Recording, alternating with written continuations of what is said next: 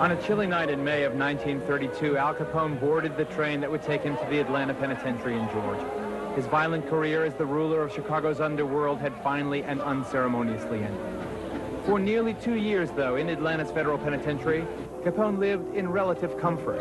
As a famous gangland potentate, he commanded a certain respect. With his ample supplies of cash, he also bought privileges and favors.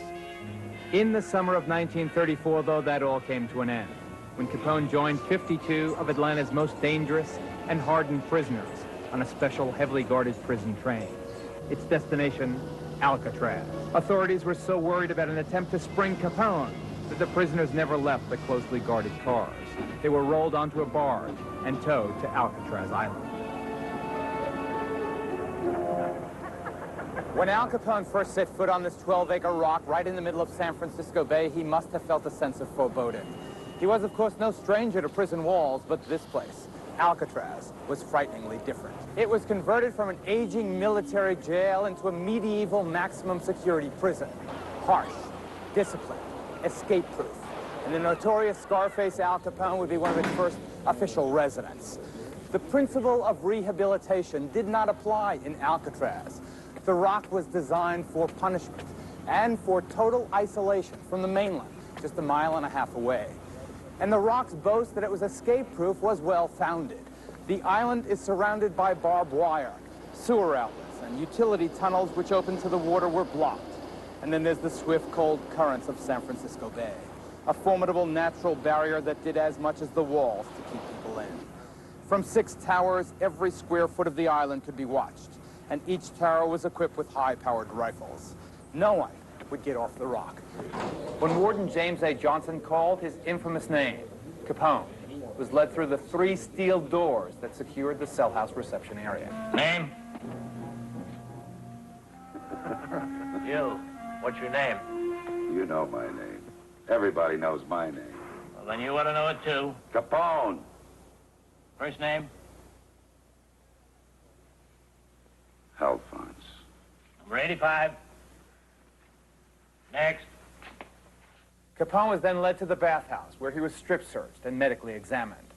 There, he traded in his trademark hat and overcoat for his gray denim prison uniform. Suddenly, he was no longer Lord of Chicago. He was simply prisoner number 85. Al Capone was led to his second-story cell. A space 9 by 5 by 7.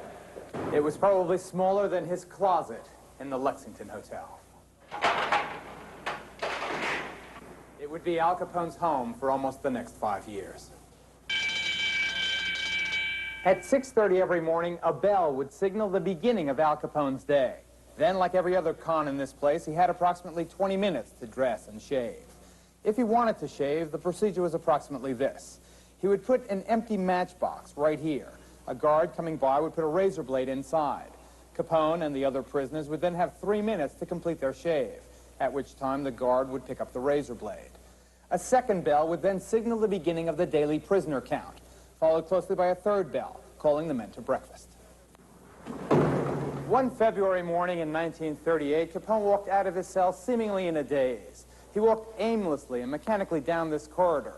He was wearing his Sunday uniform instead of his appropriate workday clothes, and he even failed to fall into line when ordered. The man was completely confused.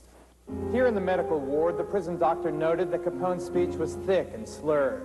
That, along with his other symptoms, suggested central nervous system damage, characteristic of an advanced case of syphilis. And indeed, that was the case. You see, 10 years earlier, in the Lexington Hotel, Capone's 18-year-old mistress was diagnosed as having the disease. At that time, Scarface was urged to be tested, but because of his pathological fear of needles, he refused. Well, a decade later, that refusal had come back to haunt him. What I know about Capone, he didn't have to show it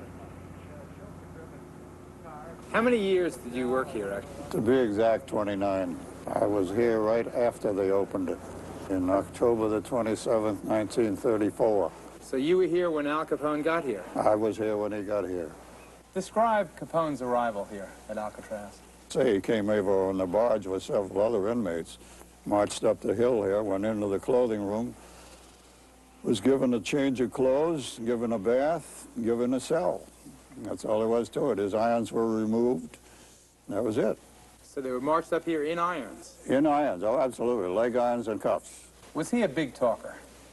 No, I don't think so. He was kind of quiet. So the king of the Chicago underworld came to Alcatraz, just became another number. That's right. The mighty Capone was not a mighty Capone around here. He was just another inmate.